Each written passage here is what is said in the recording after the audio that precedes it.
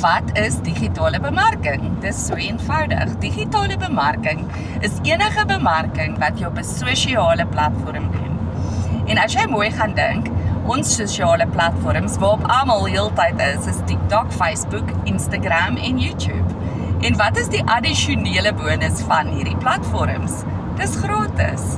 So jy investeer nie in bemarking nie. Wat dit nog beter maak, is hierdie advertensies en video's werk 24/7 vir jou in die agterend, in die agterkant, terwyl jy 'n passiewe inkomste daardeur verdien.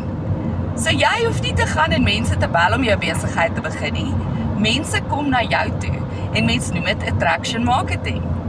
So julle, as jy wil deel word van hierdie digitale legacy, dis nou die tyd om in te klim, nie later nie, nou. Want digitale bemarking is the way to go. As jy meer inligting wil weet, my naam is Lindy, laat weet my net, sê ja, en ek deel meer met jou. Hoop jy het 'n awesome dag!